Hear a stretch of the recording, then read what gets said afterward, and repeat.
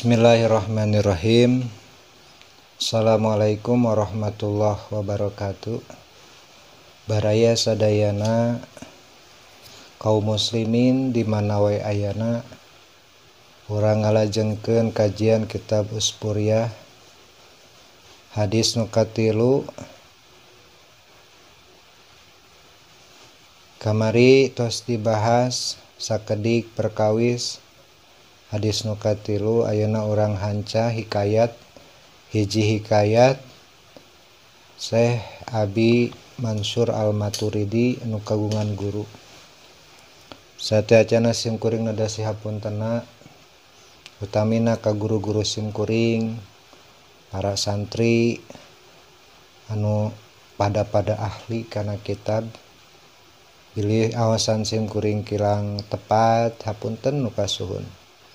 Sanes romaos tiasa ieu mah hayang ngembangkeun bakat we. Saja ngabdi kanu maha kawasa nebarkeun ilmu sanaos sakedik oge tinangtos simkuring nada ka Allah Subhanahu wa taala. Mudah-mudahan simkuring nalika ngaos ilmu ti para ulama ku Allah dijaga diraksa tina ucapan-ucapan atanapi makna nu lepat. Kapihatur yaosan dihaturkeun ka pun bapa pun biang almarhum duanana. Mudah-mudahan aranjeunana Pak Utar sareng Ibu Nani, Bapak sareng Ibu simkuring ditampi ku Allah Subhanahu wa taala iman sareng Islamna. Simkuring ge ngahadiahan ka guru-guru simkuring.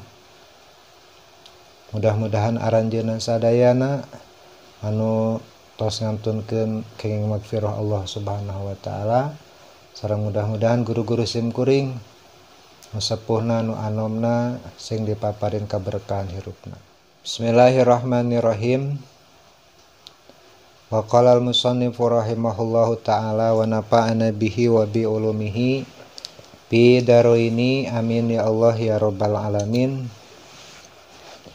Hikayatun ukhra. Hikayat anu sajen dicarioskeun aya hikayat nu sajen. Lama qarabat samangsa tenapi sawaktu tos caket naon wafatu Ustadi Abi Mansur Al-Maturidi. Nalika tos caket ngantunkeunana guruna Syekh Al-Mansur Al-Maturidi rahimahullahu ta'ala. Mugi Allah ngarahmatan ka eta ustad. Wa kana yauma idzin,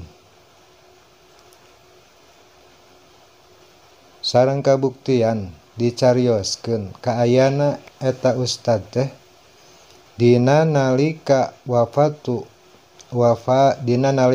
qarabat wafatu Ustadi Ibnu Samanina sanatan. Eta nu janten guruna Syekh Al-Mansur Al-Maturidi teh anjeunna teh yuswana teh 80 tahun. Pamarido maka teu damang dicarioskeun mah teu damang asyaikhu Syekh teh. Nalika teu damang ieu Syekh fa'amaro Aba Mansur, miwarang ieu Syekh ka Abu Mansur ka muridna teh miwarang naon ayat luba abdan bimislihi sinan. Yes guruna Syekh Al-Mansur teh miwarang ka Abdu Mansur supados milarian hiji hamba sahaya nu yuswana sami sareng anjeunna.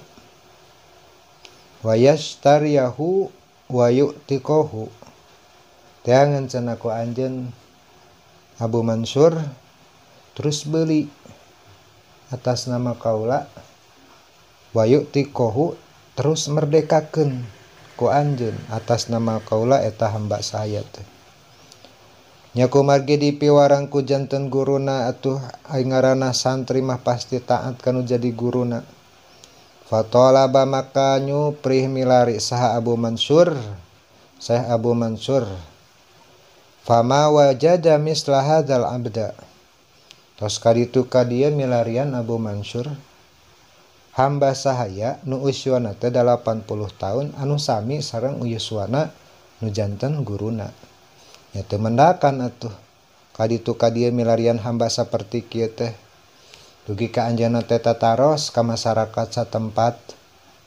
Nalika naroskeun sing sugan atuh cenah di dieu aya hamba sahaya. Ieu amanat guru kaula pikeun milari hiji hamba sahaya. Sim kuring jeung teu terang naon ieu maksadna kedah milarian hamba sahaya nu yuswana 80 tahun.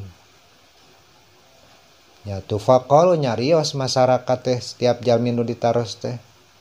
Kaifa tajidu abdan ibni samanina sanatan. Moal aya lah cek bahasa kieu mah. Rek kumaha aya anjeun rek manggihan hiji hamba sahaya nu yuswana 80 tahun. Kaditu ka dieu ge anjeun teh moal manggihan. Sabab arang langka jeung moal aya deui karena ngukut hamba sahaya 80 tahun. Tanagana tos kirang kitu nya, kakuatanna tos kirang. Teu diperlukeun deui dina dikukut oge ka hambur-hambur katuangan meureun kitulah maksudna kirang langkung. Wa huwa yabqa ari hamba saya teh tetep ala riki tina kahambaana. Usia 80 teh masih tetep jadi hamba. Walam yatik jeung geus 80 tahun teh teu acan dimerdekakeun. Atuh moal aya nu kitu mah. Setiap naros kaditu ka dieu jawabanna teu aya. Moal aya cenah. Ku sabab geus milari kaditu ka dieu Syekh Abu Mansur Al-Maturidi teh nya atuh faraja'a maka wangsul deui ka pasantren lah ka bumi guruna. Saha nu wangsul teh Abu Mansur rahimahullahu taala ila ustadihi ka guruna. Fa akhbarahu lantas anjeunna teh ngawartoskeun ngabarkeun saparantos di pilari teh an maqalatin nas cenah ka guruna teh dicaritakeun ucapan-ucapan jalma anu dipanggihan ku Abu Mansur teh bahwa setiap jalma anu ditaros ku Abu Mansur sadayana kirang langkung waladana teh moal manggihan anjeun ka hamba sahaya anu yuswana 80 tahun nya moal aya. Falamma sami'a maka nalika nguping laporan saha al ustadu guruna ieu Abu Mansur hadzihil maqalata kana ieu ucapan kaum-kaumna wa doa ra'sahu maka nunda ieu guruna teh ra'sahu kana mastakana ala turabi kanu taneuh. Geus kuping kitu teh atunya sujud lah nepatkeun mastakana kana taneuh.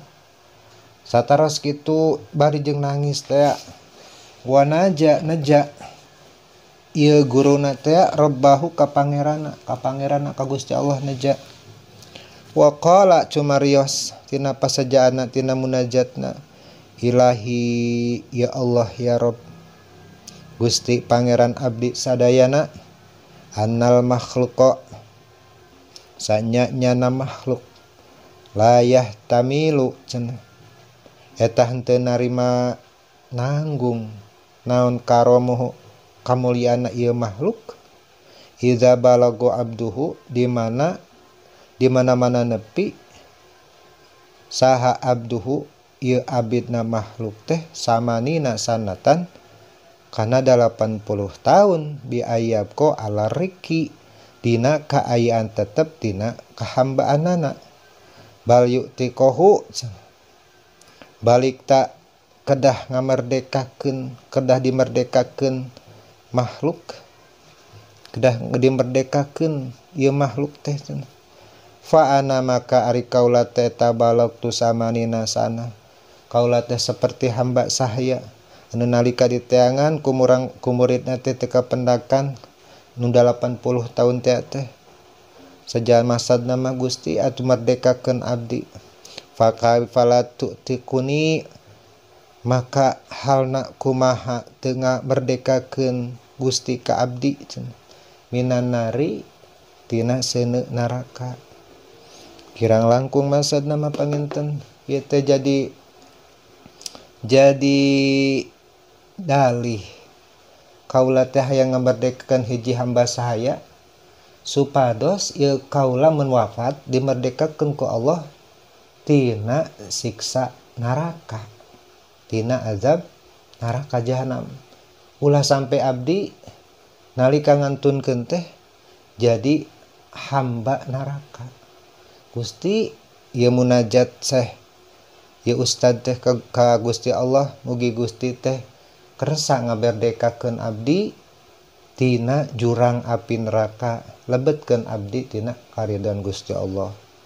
Luar biasanya guru-guru kapungkur mah munajatna ka Allah, meredihna ka Allah supados anjeunna kenging ridona Allah Subhanahu wa taala. Wa anta bari jeung ari Gusti teh karimun eta nu maha mulya, jawadun tur anu Gusti teh maha loman, adimun Gusti oge maha agung, ghafurun tur Gusti oge anu maha ngahapunten, syakurun tur Gusti oge nu sok narima syukur. Fa'atakohu maka abi neja ka anjeun Gusti, fa'atakohu maka kedah ngamerdekakeun ka eta ustad, fa'atakohu maka ngamerdekakeun.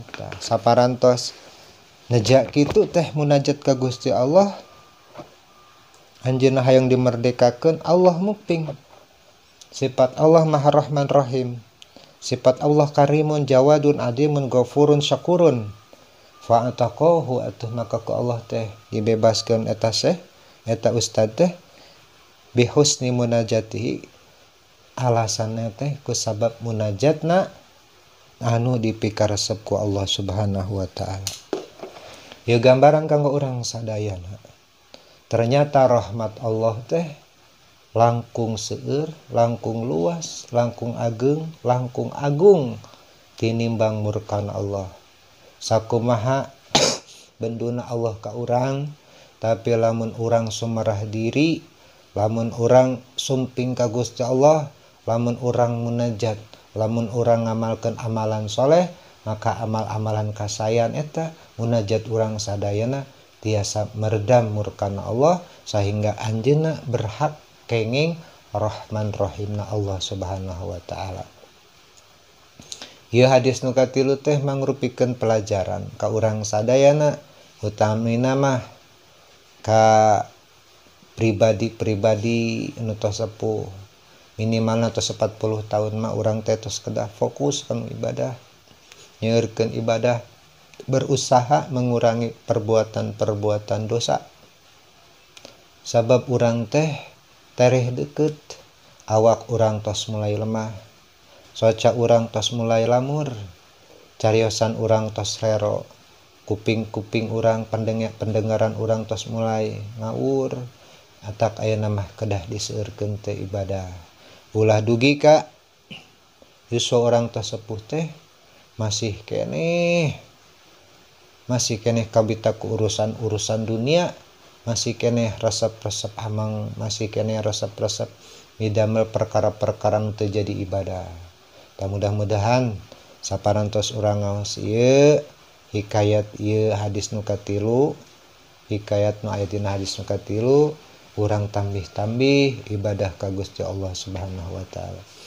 Geuning simkuring nyarios saur guru-guru simkuring, ternyata anu menyesal teh sanes soai ahli neraka, tapi geuning ahli surga ge menyesal. Sanes menyesal karena asup surga seperti menyesalna penghuni neraka asup neraka, tapi menyesalna ahli surga kusabab anjeunna menyesali baheula nalika hirup di alam dunia teu seueur ibadah ka Gusti Allah Subhanahu wa taala. Allah teu nyuprih seueur, Allah teu nyuprih ngan ngaberatkeun ka urang, tapi Allah uninga kanu hate urang. Rak ku urang pilampah ibadah sesuai sareng kamampuan urang. Urang bisa baca Quran salembar, baca salembar. urang tiasa baca Al-Quran sajud baca sajud, anapun urang bisa saayat nya baca saayat. Poma urang ngajaga salat utami nama, poma urang kudu ngaraksa kulawarga urang ge kedah tiasa ngaraksa diri ka diri sorangan, ngaraksa diri ka batur, ngaraksa diri ka alam, utami nama urang tiasa ngaraksa diri ka Gusti Allah Subhanahu wa taala. Sing ingat sahade-hadena jalma moal tiasa alus lamun eta jalma teu ditulungan ku Gusti Allah. Makana urang tiap dinten, tiap wengi, tiap waktu kedah teras mundut ka Gusti Allah pangraksakeun urang tina perbuatan-perbuatan anu salah, pangdorongkeun urang tarima ibadah urang tina perbuatan-perbuatan anu janten amal soleh kanggo urang sadayana. Wa tajawwadu fa inna khairaz zadi taqwa. Urang kedah bebekalan takwa, margi takwa teh bakal nupang sae-saena mungguh Allah keur engke jaga di poe kiamat. Mudah-mudahan barokah utami nama kasim kuring, umum nama kahadirin sadayana, sim kuring oge aja ka para pembaca nu ngupingkeun ieu atawa penonton ngupingkeun ieu audien hayu urang dukung konten-konten keagamaan, urang tonton, di like, di subscribe, di share, dikirimkeun ka batur sing sajalma midamel hiji kasayan maka eta jalma kenging pahala. Ku batur dibaca kenging 2 pahala. Makin seueur dibaca ku batur makin seueur. Sakade sim kuring neda dukunganana urang bangun channel sim kuring hayu ieu mah tujuanna teh keur negakeun agama Islam. Barakallahu li wa lakum. Assalamualaikum warahmatullahi wabarakatuh.